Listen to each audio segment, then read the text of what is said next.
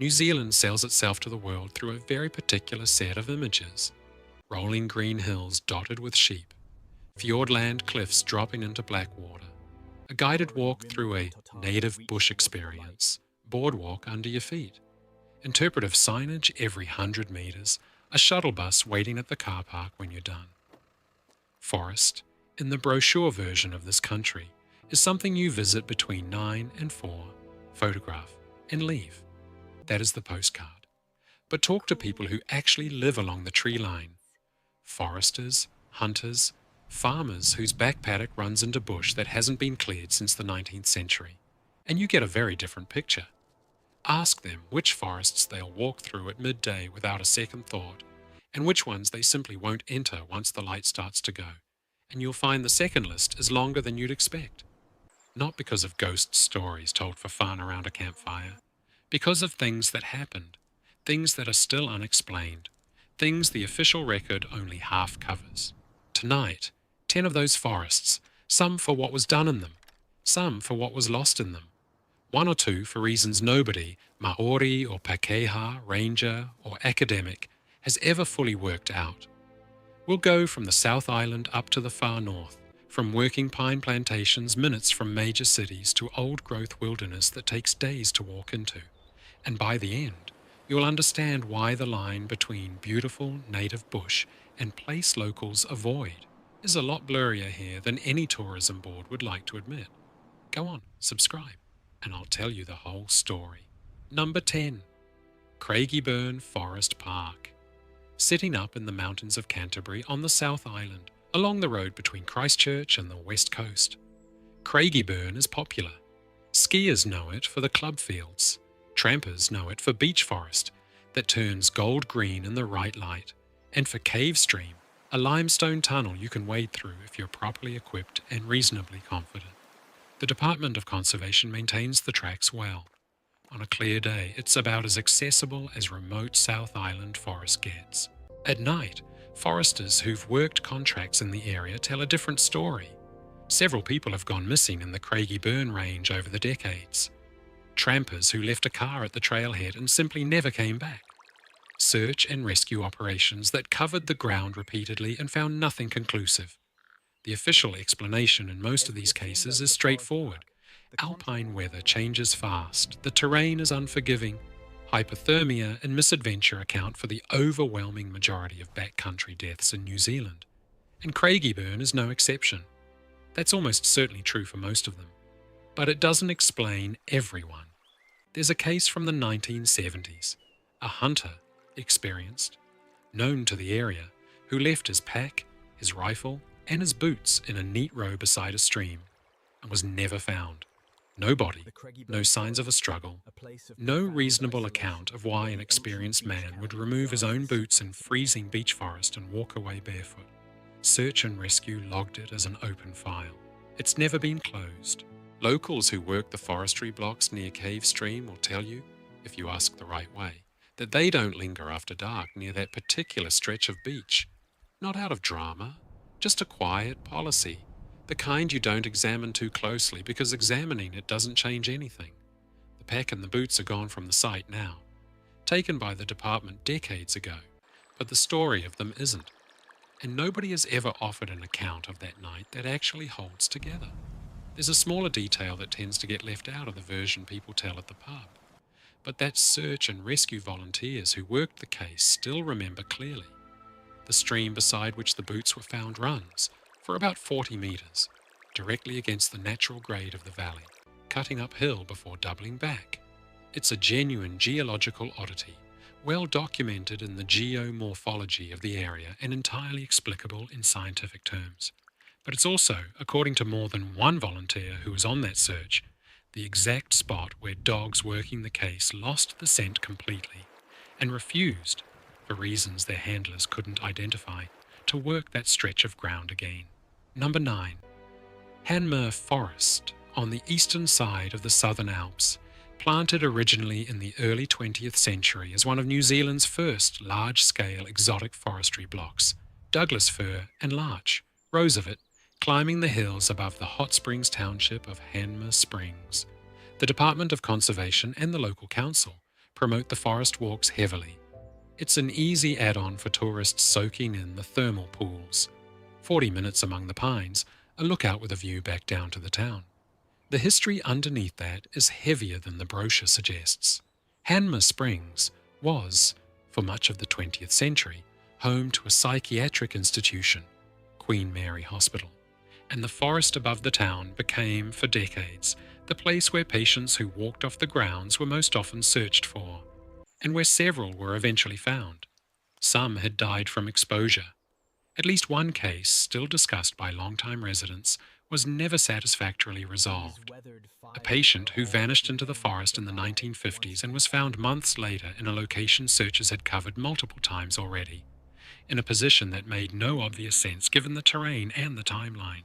The hospital itself has been repurposed, and much of that history has been softened for the modern spa town Hanmer Springs has become. But rangers and long-time locals still refer to certain tracks by names that never made it onto official maps.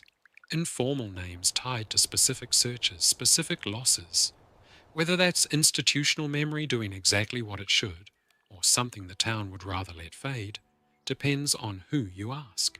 Queen Mary Hospital operated for nearly a century, first as a convalescent home for soldiers returning from the First World War, later as a full psychiatric facility, before finally closing its wards in the late 1990s. Over that span, hundreds of patients passed through its care, and the records of exactly how many search operations were launched into the forest above the town were never centralized in any single publicly accessible archive. A gap local historians researching the hospital's history have noted with real frustration. What survives instead is oral history, search and rescue volunteers, several now in their 80s, who can still list, almost from memory, which gullies above the town they walked with torches decades ago and which ones they never found anyone in at all. Number 8. The Catlins Forest, tucked into the remote southeastern corner of the South Island between Dunedin and Invercargill, is one of the least visited substantial forests in the country, despite sitting on a scenic route that plenty of tourists technically drive through. The reason is simple. There's very little cell phone coverage, the roads are narrow and unsealed in places, and the podocarp broadleaf forest here runs hard up against a genuinely wild shipwrecking coastline. That coastline is where the real weight of the Catlins sits. Dozens of vessels have gone down along the stretch since European settlement began, and the forest itself was, for over a century, the first and often only shelter available to survivors who made it to shore. Local histories record multiple cases of shipwreck survivors who walked into the bush, seeking help, and were never seen again, swallowed by terrain that, even today, DOC officially classifies as some of the most difficult search and rescue ground in the country. Dense understory, steep unstable slopes, no clear sight lines. What locals actually avoid isn't the whole forest.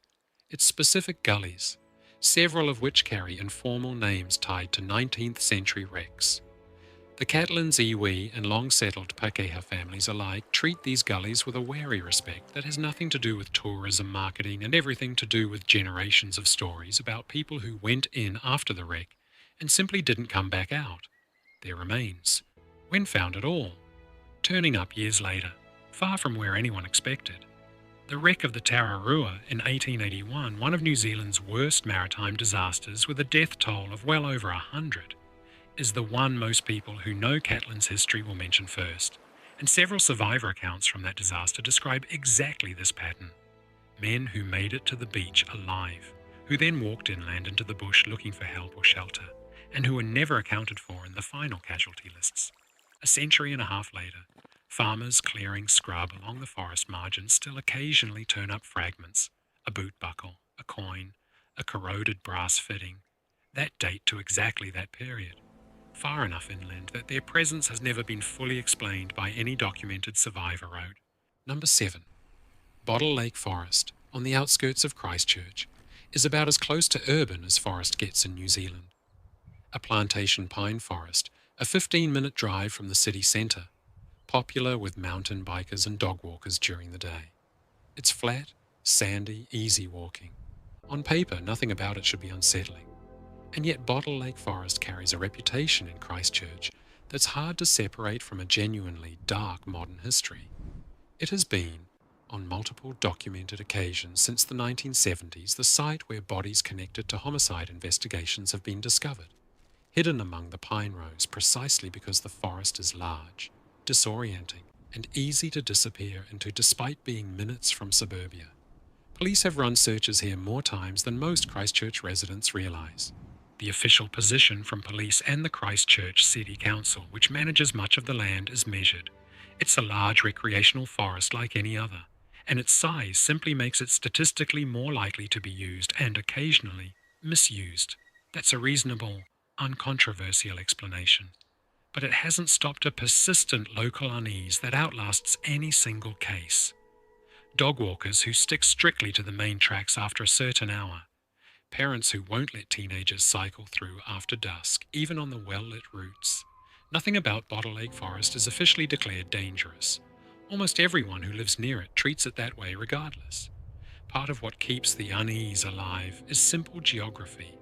Bottle Lake sits on old sand dune country, flat and featureless enough that the pine rows genuinely do look identical for kilometres in every direction, and police have on record more than one search operation that took considerably longer than expected, purely because searchers, like the forest's rare visitors, struggled to hold a consistent bearing. A place built entirely by human hands, every tree planted, every row surveyed and spaced, has ended up disorienting in almost exactly the way old-growth wilderness disorients people elsewhere on this list. That irony isn't lost on the locals who avoid it. Number 6. Riverhead Forest, northwest of Auckland, is a working pine plantation crisscrossed by logging roads, close enough to the city that plenty of Aucklanders have driven past its edge without knowing its name. For decades it has functioned, quietly, as exactly the kind of place Bottle Lake Forest is in Christchurch.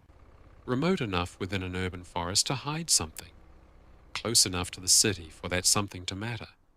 Multiple homicide cases across the 20th and 21st centuries have intersected with Riverhead. Bodies discovered by forestry workers doing routine harvesting, evidence recovered along logging tracks that don't appear on any tourist map.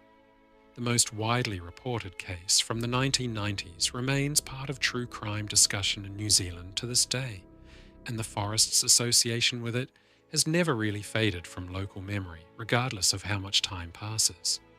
What's less discussed is how forestry workers themselves talk about the place. Several who've logged blocks in Riverhead over the years describe an unspoken rule among crews. Nobody works alone in the more remote sections, and radio contact is maintained more rigorously here than on comparable jobs elsewhere. Ask why, and the answers are vague. General caution, isolation, nothing anyone will put a specific name to. But the caution is consistent enough, across enough different crews and different decades, that it reads as more than coincidence. There's also a quieter, less discussed layer to Riverhead that predates any of its 20th century history. Before large-scale forestry began, this land was part of a wider tract used seasonally by local hapu, and early European surveyors' notes from the 1860s described the area even then as one Maori guides were reluctant to enter without good reason. Described in the surveyor's own words, translated loosely as land that kept its own counsel. Whether that reluctance had anything to do with what would happen there more than a century later is exactly the kind of question this channel can't answer and won't pretend to. But it's the kind of detail that, once you know it, is hard to entirely unknow. We'll get to the one that unsettles people the most later, so hang on to that thought. Number 5. Kaingaroa Forest, in the central North Island near Rotorua and Taupo, is the largest planted forest in the southern hemisphere. Hundreds of thousands of hectares of radiata pine, planted from the 1920s onward on what was, before European forestry arrived, open volcanic plateau. It's an industrial forest in every practical sense. Logging trucks, forestry towns, a landscape shaped entirely by commercial timber cycles. Before the pines went in, this plateau carried a very different reputation.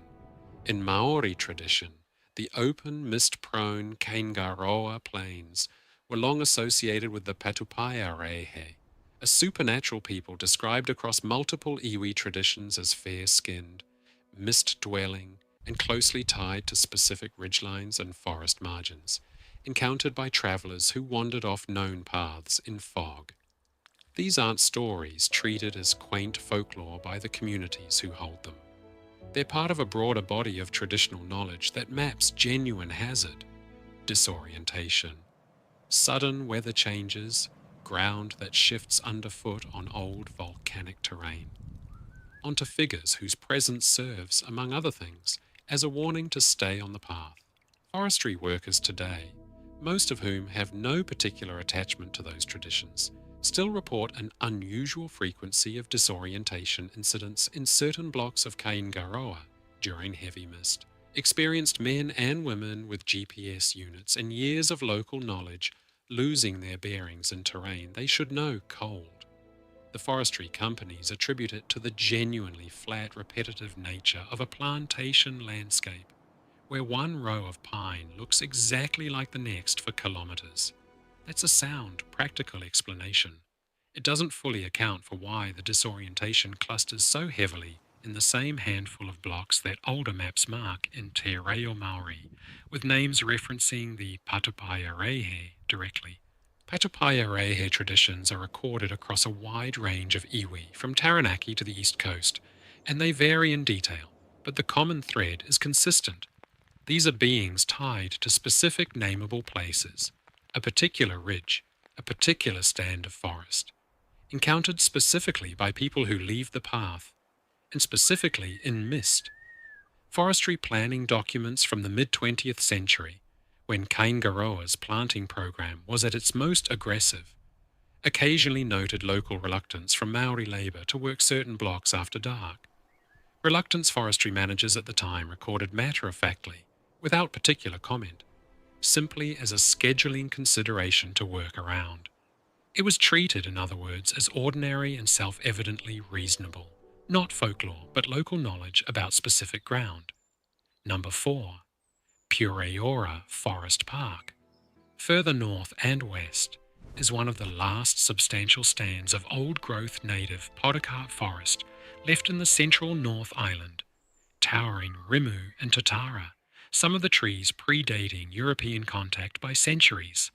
Pureora holds a genuinely important place in modern New Zealand conservation history.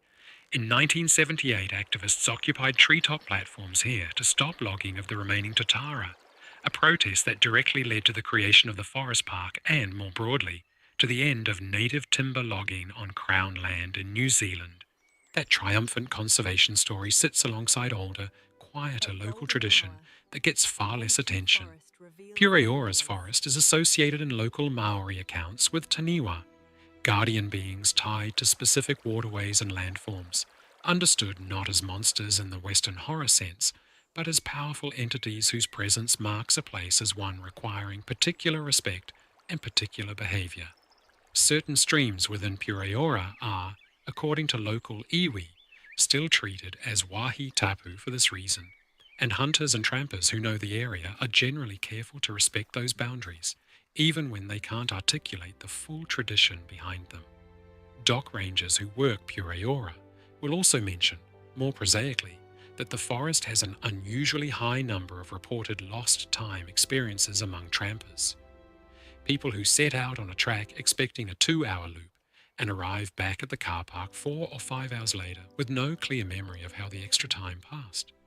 Fatigue, difficult terrain, and the disorienting sameness of dense podocarp canopy explain most of this comfortably.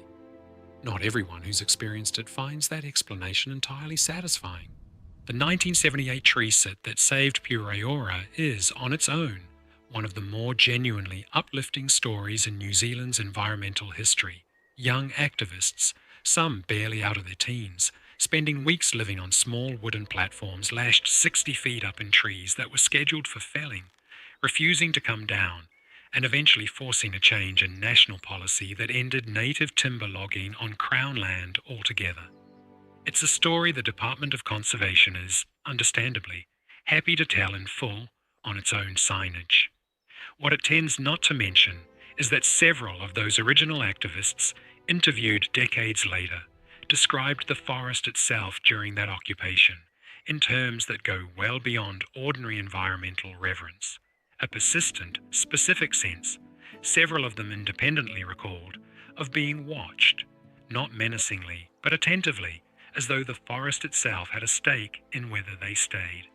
Number 3. Whirinaki Te Pua-a-Tāne Conservation Park, east of Pureora and considerably harder to reach, protects one of the largest remaining tracts of native podocarp forest, left standing anywhere in New Zealand. It's spectacular and genuinely remote. The kind of forest where the canopy blocks enough light that the understory stays permanently dim, even at midday. Whirinaki's isolation is precisely what makes its missing persons history so difficult to resolve. Several hunters over the decades have entered the park and not come out on schedule, triggering search operations across terrain so dense and so uniform that searchers have, on more than one occasion, walked directly past search areas without realizing it. In most cases, remains or equipment were eventually recovered, and the explanations, falls, river crossings gone wrong, exposure, were consistent with the terrain's genuine danger.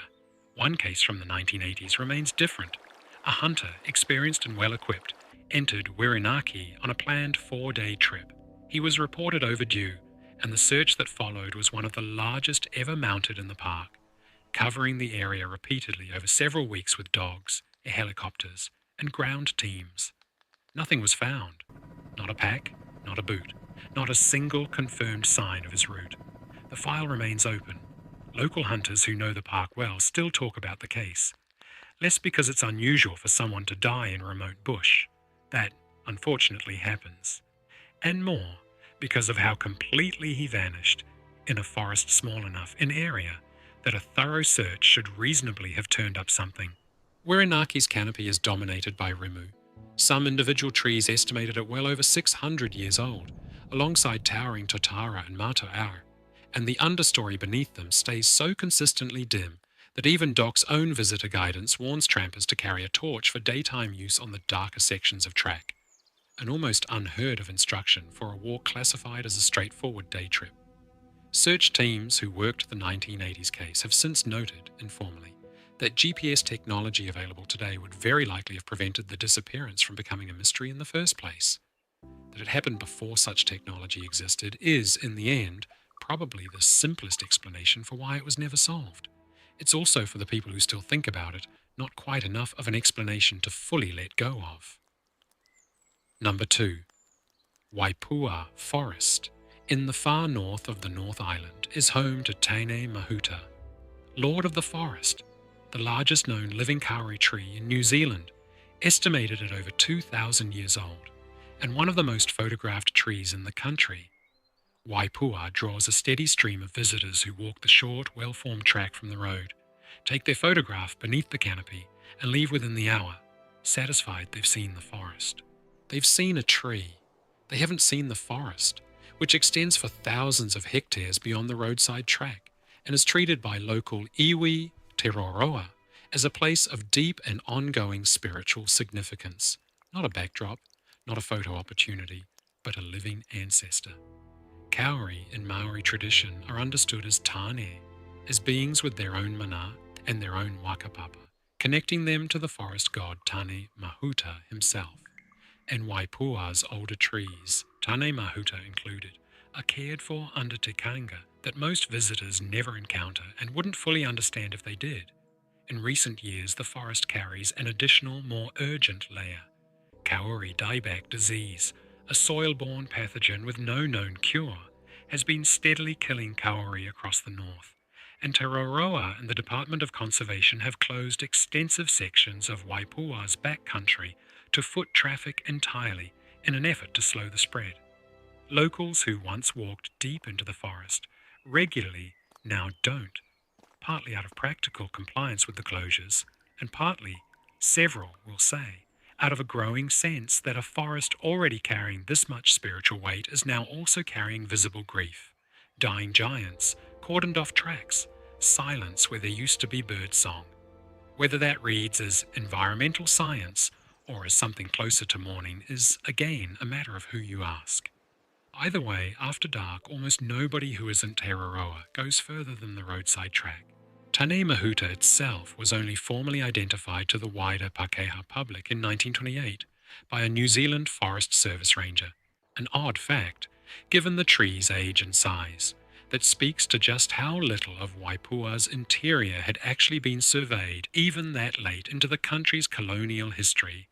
Te Urewera, oral tradition by contrast, had known and named the tree for generations before any government record existed.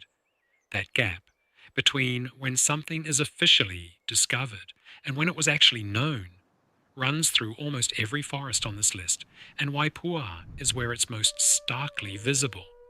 A 2,000-year-old ancestor, named and cared for by Te Urewera since long before written record, formerly found less than 100 years ago and now facing a disease with no cure, watched over by exactly the people who were always watching over it.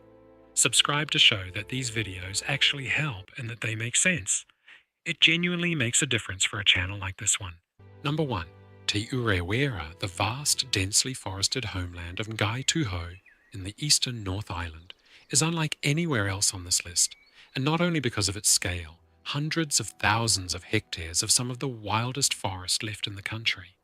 In 2014, Te Urewera became the first natural feature in the world granted legal personhood in its own right, no longer owned by the Crown or by any individual, recognized in law as possessing all the rights, powers, duties and liabilities of a legal person. It is, in the fullest legal and cultural sense available in New Zealand today, not a place people go into. It is a place people are received by. The forest's modern history carries genuine weight that has nothing to do with campfire stories. In the early 20th century, the prophet and community leader, Rua Kenana, established a settlement at Maungapohatu, deep within Te Urewera, built around Maori spiritual leadership and explicit resistance to Crown authority following decades of confiscation and conflict in the region. In 1916, police raided the settlement in an operation that left 2 men dead, an event that remains, a century later, one of the most contested episodes in Tuho history, officially recorded at the time as a lawful arrest operation, remembered by Tuho as something considerably closer to an armed assault on a peaceful community. Maungapohatu itself was largely abandoned by the 1930s, and the forest has, in the decades since, reclaimed almost everything that was once cleared for it. Walk in today with the right guide and the right permission, and you can still find remnants of building foundations swallowed by bush, the ghost outline of a settlement that once held real hope for an independent Maori future. Te Urewera's reputation as forest people don't casually enter after dark has less to do with any single supernatural claim and more to do with a total, coherent worldview. This is Tuho land under Tuho guardianship, governed by Tikanga, that outsiders are expected to respect rather than question. Non-Tuho hunters and trampers who do use the park generally follow strict, well-understood protocols about where they go and how they conduct themselves, and the ones who don't tend to hear about it one way or another. The Ureweras have swallowed roads, swallowed logging operations, swallowed a police manhunt in the 1970s that dragged on for months without success. The forest, in the most literal sense available to a legal system, has rights of its own now. Locals who've lived alongside it their whole lives will tell you that recognition didn't create anything new. It simply put into law what Tuho already knew. The 1916 raid at Maungapohatu is still, in official police and Crown histories, recorded largely as a legitimate law enforcement operation targeting an unpaid warrant.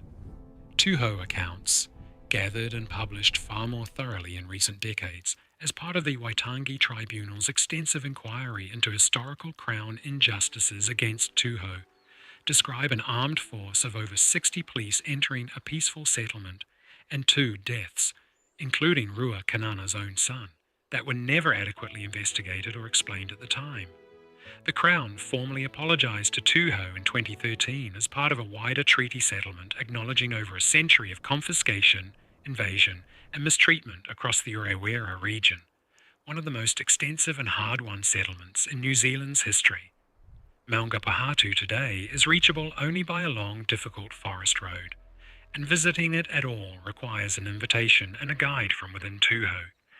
Most New Zealanders who've heard the name Te Urewera have no idea that a legally recognised person in the eyes of the law is also a landscape still actively carrying the memory of exactly what was done to the people who never left it. 10 forests, different islands, different centuries, different reasons. What runs underneath all of them is the same thing, really. The gap between how thoroughly this country believes it has mapped, logged, and explained itself, and how much of it still hasn't been. New Zealand likes to think of itself as young, transparent, well documented, a nation with clean paperwork. But forest, real forest, doesn't keep paperwork. It keeps whatever it's given, and it gives almost nothing back. The people who vanished into Craigieburn and Whirinaki are still technically open files. The mist over Kaingaroa still confuses people who have no reason to be confused. Tāne Mahuta is still standing, still dying by degrees, still watched over by people who were watching over it long before anyone thought to write any of this down.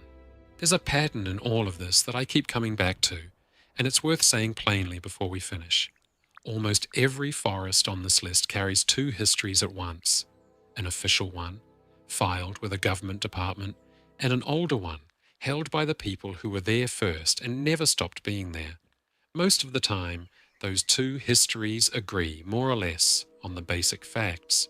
It's in the gaps between them, the boots left by a stream, the name on a map that never made it into English, the raid recorded as routine by one side and remembered as an atrocity by the other, that the real unease of this country sits, not in any single unexplained disappearance, but in how comfortable New Zealand has become at telling only one of its two histories out loud. If you've walked through any of these forests yourself, or you know a local story about one that never made it into any official record, I would genuinely like to hear it. Leave it in the comments. This channel exists because of exactly that kind of knowledge, the kind that never gets written down until someone finally asks. I am a grandpa, and grandpas worry. Look after yourself.